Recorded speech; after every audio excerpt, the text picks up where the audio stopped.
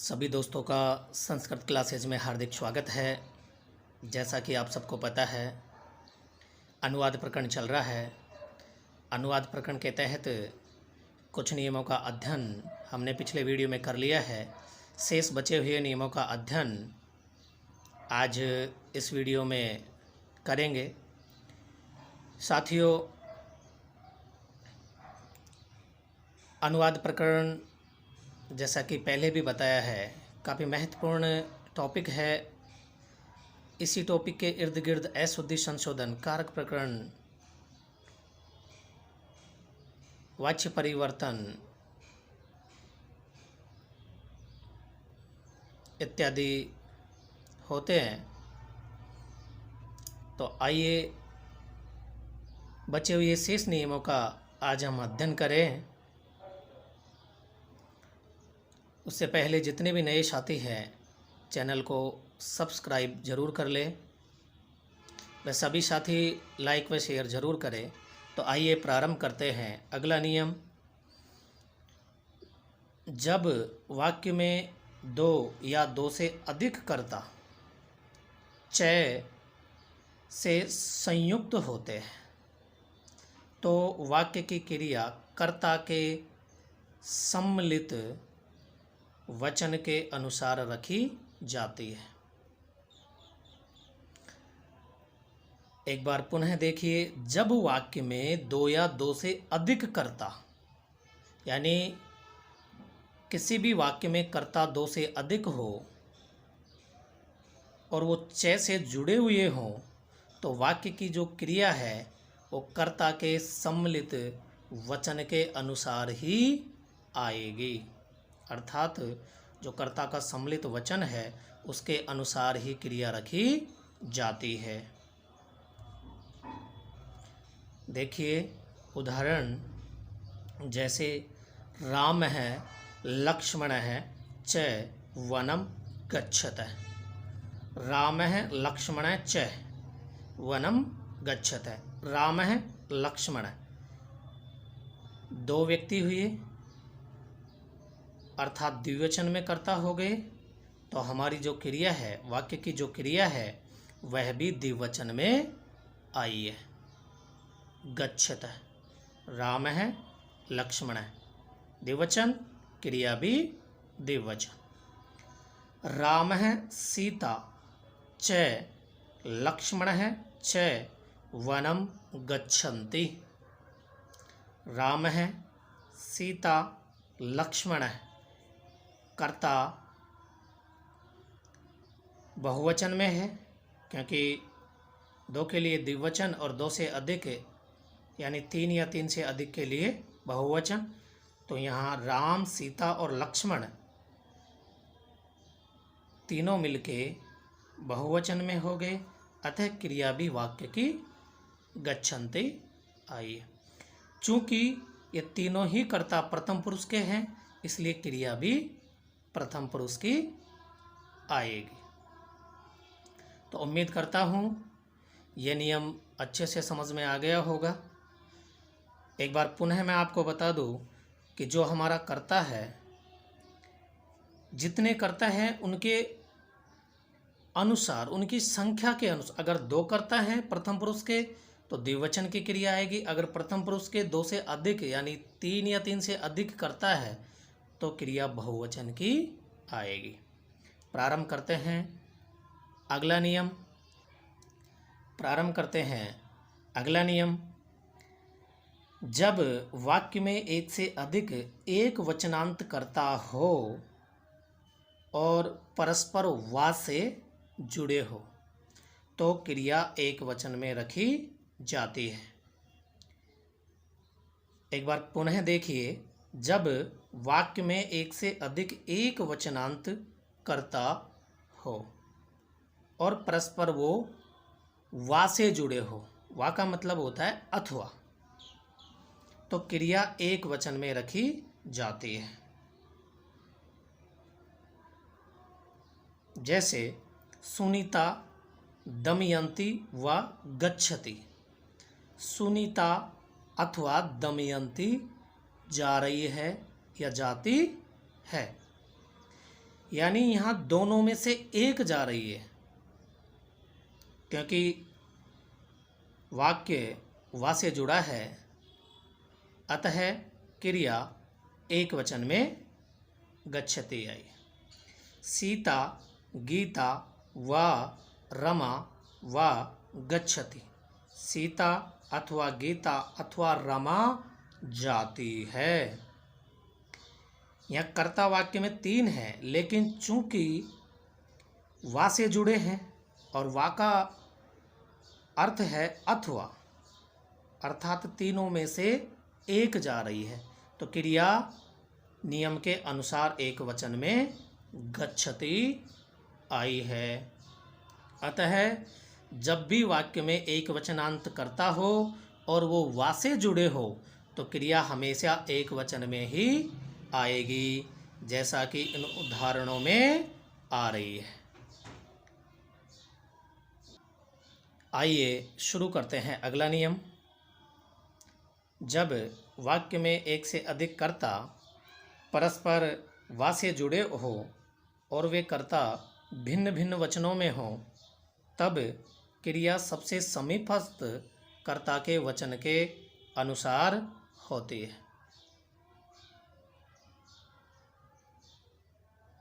जी हाँ, जब वाक्य में एक से अधिक कर्ता परस्पर वा से जुड़े हो और वे कर्ता भिन्न भिन्न वचनों में हो, तब क्रिया सबसे समीपस्थ यानी जो क्रिया के पास में कर्ता है उसके वचन के अनुसार आएगी। जैसे देखते हैं उदाहरण, रामः वा ते वा पठन्ति। राम अथवा वे सभी पढ़ते हैं। यहाँ चूंकि क्रिया के सबसे समीपस्थ कर्ता ते है, इसलिए वाक्य में क्रिया पठन्ति आई है, जो कि ते बहुवचन है, इसलिए पठन्ति क्रिया आई है। ते वा रामः वा पठति। ते वा रामः वा पठति। यहाँ चूंकि वाक्य में राम क्रिया के समीपस्थ करता है, अतः राम के अनुसार क्रिया पठति आई है। तो ये हमें अच्छी तरह सीख लेना है कि जब भी वाक्य में एक से अधिक कर्ता परस्पर वा से जुड़े हो और वो भिन्न भिन्न वचनों में हो, तो क्रिया जो सबसे नज़दीक कर्ता होगा, यानी क्रिया के पास में जो कर्ता है उसके वचन के अनुसार आएगी, जैसा कि इन उदाहरणों में आ रही है। तो प्रारंभ करते हैं अगला नियम।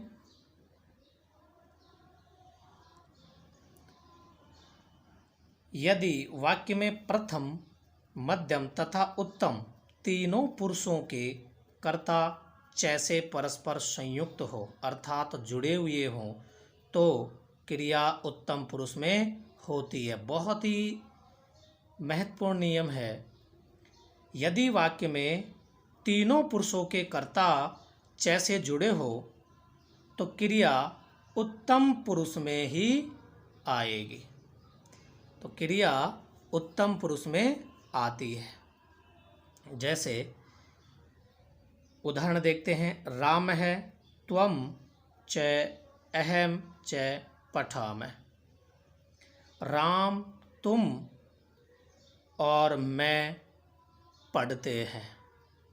चूँकि कर्ता बहुवचन में हो गए राम, त्वम और अहम, वाक्य में 3 कर्ता है, 2 से अधिक कर्ता होने के कारण क्रिया अहम के अनुसार उत्तम पुरुष बहुवचन की आई है। कई साथियों के कन्फ्यूजन हो रहा होगा कि अहम के अनुसार तो यहाँ पठामी आना चाहिए, लेकिन चूंकि इससे पहले मैंने एक नियम में बताया था कि कर्ता अगर च से जुड़ा है तो कर्ता का जो सम्मिलित वचन है उसके अनुसार वाक्य में क्रिया आएगी। अतः इस वाक्य में 2 से अधिक कर्ता हो गए, इसलिए अहम के साथ पठा में लगा है, जो कि बहुवचन में है। सह युवाम च वयम च पठामः, वह, तुम दोनों और हम सब पढ़ते हैं। वह, तुम दोनों और हम सब पढ़ते हैं। तो दोस्तों, अगर किसी भी वाक्य में तीनों पुरुषों के कर्ता हो और वो च से जुड़े हो, तो क्रिया जो उत्तम पुरुष है उसके अनुसार आएगी। प्रारंभ करते हैं अगला नियम।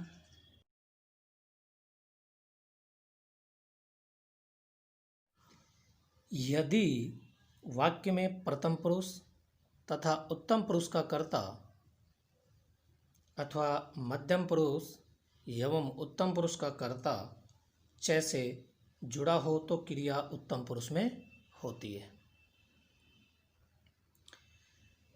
अगर किसी भी वाक्य में प्रथम पुरुष तथा उत्तम पुरुष का कर्ता अथवा मध्यम पुरुष एवं उत्तम पुरुष का कर्ता च से जुड़ा है तो क्रिया उत्तम पुरुष में ही आएगी। आइए उदाहरण देखते हैं। जैसे कृष्ण है अहम च पठावः, कृष्ण अहम च पठावः। कृष्ण और मैं पढ़ते हैं। यहाँ अहम उत्तम पुरुष का एक वचन है, परंतु क्रिया द्विवचन में आई है, क्योंकि कृष्ण और अहम दो कर्ता हो गए। अगर कर्ता च से जुड़े हो तो कर्ता के जो सम्मिलित वचन है उसके अनुसार क्रिया वाला नियम मैंने बता दिया। उसके अनुसार यहाँ क्रिया द्विवचन में आई है और इस नियम के अनुसार उत्तम पुरुष के कर्ता के अनुसार उत्तम पुरुष की क्रिया पठावः आई है। त्वम अहम च गच्छावः, तुम और मैं जाते हैं या जा रहे हैं। इस वाक्य में कर्ता मध्यम पुरुष में भी है और उत्तम पुरुष में भी है, लेकिन यहाँ कर्ता मध्यम पुरुष का भी एक वचन है और उत्तम पुरुष का भी एक वचन है। अतः दो कर्ता होने की वजह से यहाँ भी क्रिया जो द्विवचन है उसमें आई है। अतः चाहे मध्यम पुरुष का और उत्तम पुरुष का कर्ता हो, चाहे प्रथम पुरुष का और उत्तम पुरुष का कर्ता हो, अगर वो च से जुड़े हैं तो क्रिया उत्तम पुरुष की ही आएगी। यहाँ हमें जो कर्ता है उसके वचन का और ध्यान रखना है कि कर्ता मिलके किस वचन में हो रहे हैं। अतः इन दोनों ही उदाहरणों से हमें अच्छी तरह समझ में आ गया कि किसी भी वाक्य में अगर कर्ता प्रथम पुरुष या उत्तम पुरुष का है और वो च से जुड़ा है तो क्रिया हमेशा उत्तम पुरुष के अनुसार ही आएगी, जैसा कि दोनों ही वाक्यों में आ रही है। तो आइए प्रारंभ करते हैं अगला नियम। यदि वाक्य में प्रथम पुरुष तथा मध्यम पुरुष के कर्ता च से जुड़े हों तो क्रिया मध्यम पुरुष की आती है। देखिए, ये नियम भी सेम पिछले नियम जैसा ही है, लेकिन उसमें कर्ता प्रथम पुरुष या उत्तम पुरुष का, मध्यम पुरुष अथवा उत्तम पुरुष का था, वहाँ क्रिया उत्तम पुरुष की लग रही थी। यहाँ अगर किसी भी वाक्य में कर्ता प्रथम पुरुष तथा मध्यम पुरुष का है और वह च से जुड़ा है तो क्रिया हमेशा मध्यम पुरुष की आएगी। जैसे त्वम श्यामः च गच्छतः। यहाँ त्वम मध्यम पुरुष का है, श्यामः प्रथम पुरुष का है। हालांकि क्रिया के समीपस्थ कर्ता श्याम है, लेकिन इस वाक्य में जो कर्ता है वो च से जुड़ा है, इसलिए जो क्रिया है वो नियमानुसार मध्यम पुरुष के कर्ता त्वम के अनुसार आएगी, मध्यम पुरुष की, जैसा कि त्वम श्यामः च गच्छतः। या फिर मैं आपको बता दूं कि श्यामः और त्वम दोनों मिलके कर्ता द्विवचन में हो गए, अतः क्रिया हमारी मध्यम पुरुष द्विवचन में आ रही है। किसी प्रकार का कोई कन्फ्यूजन दिमाग में नहीं होना चाहिए, क्योंकि त्वम मध्यम पुरुष का एक वचन है, परंतु श्यामः च से जुड़ा है, अतः तुम और श्याम अर्थात द्विवचन में हो गए, इसलिए द्विवचन की क्रिया आई है। त्वम लता च पठतः। तुम और लता पढ़ती हो या पढ़ रही हो। दोनों ही उदाहरणों में जो कर्ता है वो सम्मिलित रूप से द्विवचन में बन रहा है, अतः क्रिया भी द्विवचन की हुई। तो ये थे अनुवाद प्रकरण से संबंधित महत्वपूर्ण नियम। उम्मीद करता हूँ इन नियमों को याद करके आप अनुवाद प्रकरण से संबंधित जो भी प्रश्न आएंगे उनको भली भांति सही कर पाओगे। धन्यवाद।